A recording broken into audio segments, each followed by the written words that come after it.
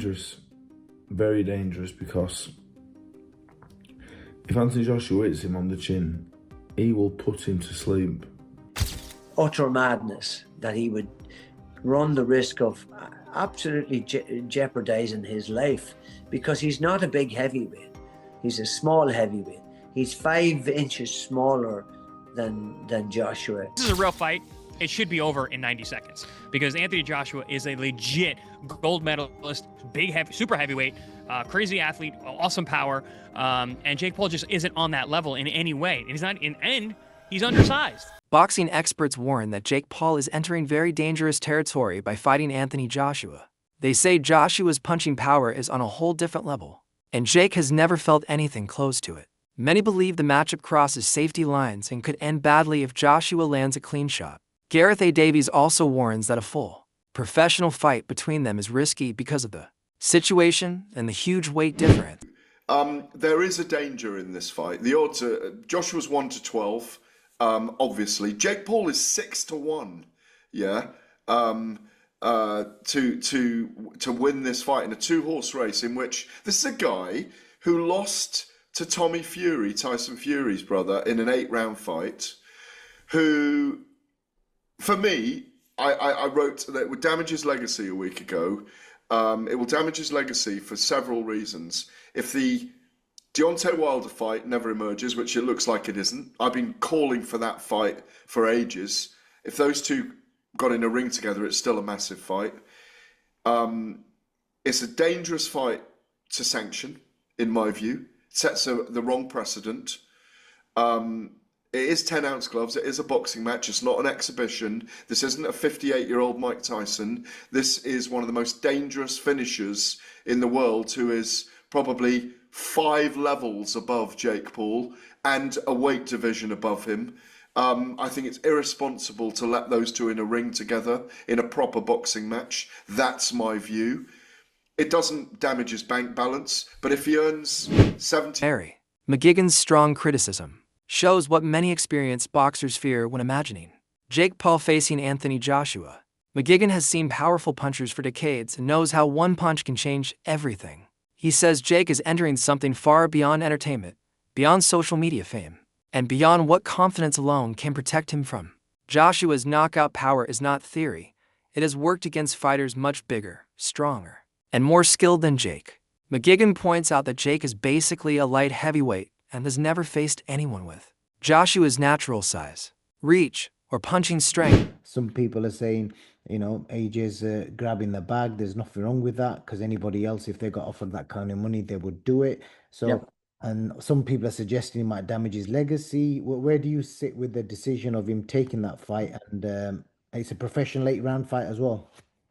Yes, it's a highly dangerous fight for Jake Paul.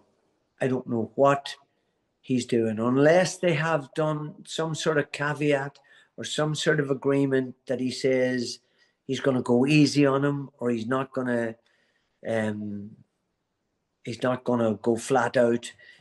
But I've been tossing this up and down in my mind and trying to figure how, and under God, when he had agreed to fight someone like Tank Davis, who is several divisions below him, that's more like what Jake Paul does, and then he goes from there to fighting Anthony Joshua. I mean, just look at what happened to Francis Ngannou, who's a big, athletic, tough guy and had gone 12 rounds with Tyson Fury and given him a real ding-dong. And then he gets absolutely obliterated in a round and a half against Joshua. That shows you, despite the fact that he's been knocked out since by Daniel Dubois, who could knock out anybody, by the way, in any weight division or in any era of the heavyweight division. He's such a powerful guy. He could knock anybody out if he hits them properly.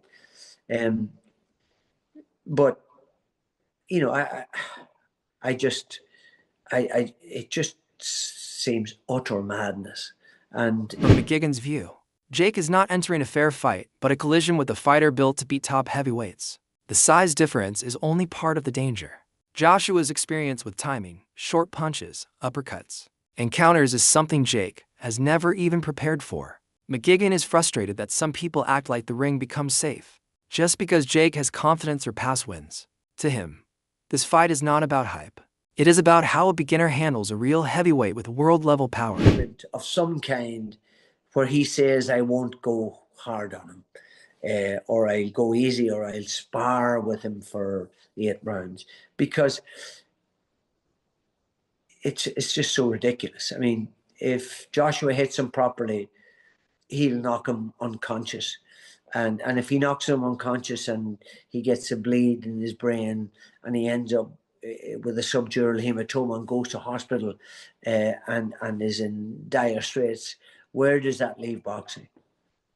That puts us in a very, very awkward spot. So it's hard not to believe that they've got some sort of caveat, some sort of agreement whereby, I mean, most heavyweights box with 10-ounce gloves or something. Dave Allen looks at Jake Paul's past fights to explain the danger. He says Jake has built his record through safe matchups where both sides earned money and avoided serious harm. Those fights were controlled, planned, and carefully matched. But Allen says the situation is completely different because Joshua is not a celebrity, not retired, and not a cruiserweight. He is an active heavyweight champion with knockout wins over top fighters and a history of ending fights violently. Allen warns that if Joshua fights Jake with even half the intensity he uses against real contenders, the outcome will not look like Jake's earlier safe fights. The danger is not just a knockout, it is the effect of true heavyweight power on someone who has never taken such punches. Allen adds that even sparring cannot prepare Jake for a real fight where punches come full force. For Jake, fighting Joshua is entering real heavyweight combat, not a friendly crossover event. Who would beat Tommy? Who could he win the area lightweight title? I'm not sure. Don't know who the champion is. If I had a look, I could tell you, but I'm not sure. He then boxes Nate Diaz. So he's boxed 1 boxer so far, if we keep in count, and he's beat none. Then he boxes Andre August, who I believe was a pro, and this is now at 14-3, so he's now actually a cruiserweight. Andre August, I'm not sure. Ryan Borland, 17-2. Again, I'm not sure. But fair play, he's beat 2 boxers here. Beat 2 boxers, what can I say? He then fights Mike Perry, who is an MMA fighter, bare knuckle boxer. He's not a glove boxer. He then fights Mike Tyson, which was an exhibition, weren't it, really, for all intents and purposes. Now, the big jump here is in 4 months, he's put on 2 stone. So he's put on 2 stone in 4 months. He then boxed Julio Cesar Chavez, and he's now lost 2 stone. He's back down at 14-3, and he beat Chavez, who is a boxer, but has been shot to bits for the last 10 years. So, as far as Jake Paul goes, I don't mind Jake Paul. I don't really know what he does or what he is and what he's achieved in boxing. I would say fair play. I'd say, you know what, mate, why not? I don't blame him. And the money he's made, amazing, buzzing. If people want to watch him box, great. So he started off boxing, I think a YouTuber or 2, basketball player maybe, was he? Some MMA fighters, and he weren't Ngannou, weren't Cyril Gane, weren't Big Madukan Boggs. He was boxing welterweights, middleweights, max, way past the best. But that's also fine because it's an entertainment game and it's okay. That's fine. Loses to Tommy, fights a few pro boxers, then fights Mike Tyson, which was a professional contest, but for all intents and purposes, a bit of an exhibition because, to be fair to Jake Paul, he could have flattened Mike Tyson at any time. People say Mike Tyson held him up, he held back. If anyone was holding back, it was Jake. Some analysts say the danger is not only for Jake. Joshua also faces big risks. They explain that if Joshua wins but does not completely dominate, people will see the victory as a negative instead of something impressive. As a top fighter, Joshua is judged by how easily he wins, not by the win itself. If Jake lands even 1 clean punch, critics could use it to claim Joshua is losing his skills. They say that if the fight becomes messy or closer than expected, Joshua could face embarrassment and serious criticism. Even a lucky punch from Jake could create viral moments that damage Joshua's reputation. That is why experts believe this fight is a trap for Joshua too. High risk, low reward, and huge pressure on his is because even if Joshua wins this fight, it has to be perfect. There cannot be a moment of hesitation from Anthony Joshua. He can't look mentally shot. He can't take a punch, really. If he takes a big punch from Jake Paul, if he gets hurt in any way by Jake Paul, if he doesn't absolutely ice Jake Paul within a few rounds of this 8-round scheduled bout, well, then it really affects his credibility. All the things that have ever been said about him, he's a hype job, he's been coddled. He didn't really want to fight Deontay Wilder when they were both in their prime. He's just a big bodybuilder, as Tyson Fury loves to put it. Anyone who's ever doubted him will have absolute ability to do so.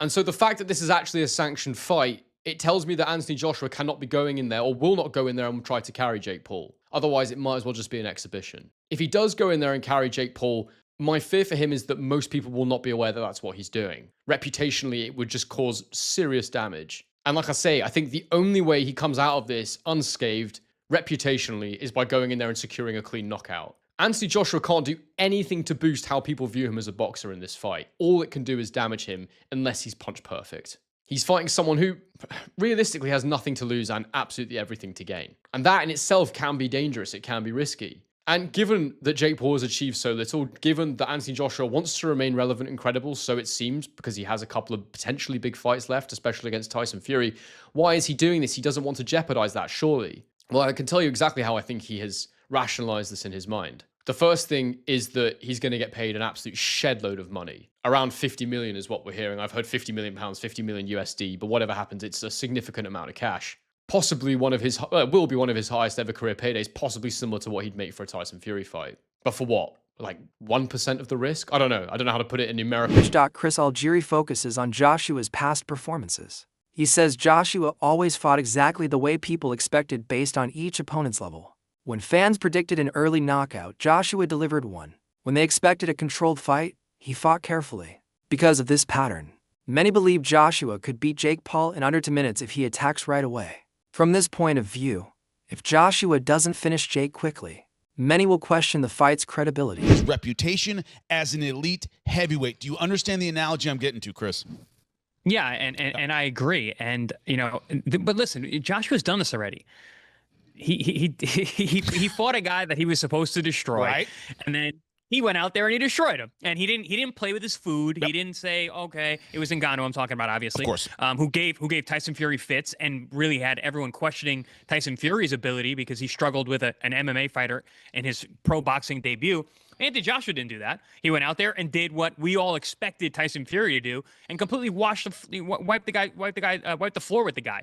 And if Joshua doesn't do that this fight, I agree with you, Jimmy. It's going to hurt his stock. It's going to hurt the way that people perceive him moving forward.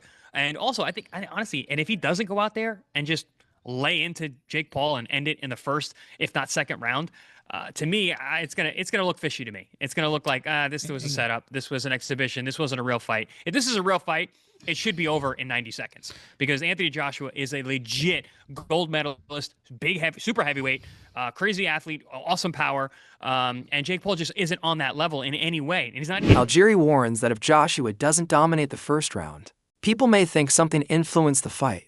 This idea comes from understanding how huge the skill gap is between a world champion heavyweight and someone with very few fights.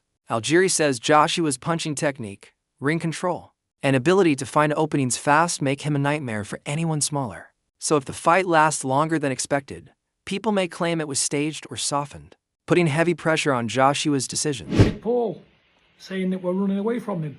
We're not, mate. We're not running from you. You know, we offered to box you right next door to you, Canada. Anywhere in Canada, because we can't get to America, and you knew we couldn't get there. Offering 15 million. Stand on to your offer for 15 million. We'll box you anywhere in the world, but I know it ain't gonna happen because you're not a stand-on man, are you? Because we've had this way before. Did we not bet you $3 million on national TV in front of the world's media? And what did you do? You welched. You didn't pay. You give us a middle finger. Like your other mate, KSI, he bet me £200,000 in front of the world's media. He never paid. So really, Jake, we can't take your word for nothing, can we? Because what you do, you tread where the grass is low, my old pal, saying that you may have offered $15 million, but you knew full well we can't get into the United States of America. And we did offer the boxing next door in Canada. Phone went quiet by you and your manager. But listen, mate, what you say I take with a pinch of salt, my friend, because I told you, put it all in writing, send it to our lawyer. Within 10 weeks, we can be there in the ring with you, anywhere in the world except America. But like I say, you say things you don't stand on, do you? 3 million quid? You know, we said, okay, we'll bet. Deal done. Shook hands with me in front of the world's media. You didn't pay, mate. So you offering this and offering that don't mean squat diddly, does it? You or your other mate. In my word, mate, I tell you the truth, mate. Back in the old days, my pal, you'd be called odd pig to a devil, a Welsher, not a man. Can't take your word for no, which you can't anyway. But that's all I'm going to say on it. You want to fight, put your $15 million in writing to our legal team. You can be in the ring with 8 weeks anywhere in the world. That's all I'm going to say to you, mate, except America. You got that loud and clear? But it has to be in writing. The largest concern comes from the fact that this fight will be a real professional match, recorded on both fighters' official boxing records. It is not an exhibition, not a sparring event, and not a show match. For Joshua, losing to Jake Paul would be seen as one of the biggest upsets ever and could overshadow his whole career. Even one shaky moment could make people question if he is declining. For Jake, this is his chance to prove he belongs at the professional level. But the pressure is heavier on Joshua because he cannot afford any mistake in a fight. Everyone expects him to dominate. This is going on people's records. AJ got to take him serious because this isn't some exhibition. We're running out some judges to act like there's a decision and someone won. No, someone's going to win, someone's going to lose here. It's 8 rounds, 3-minute rounds. Again, heavyweight, pro bout, 10-ounce gloves. AJ talking about breaking internets over faces. I think he meant to say breaking his face on the internet.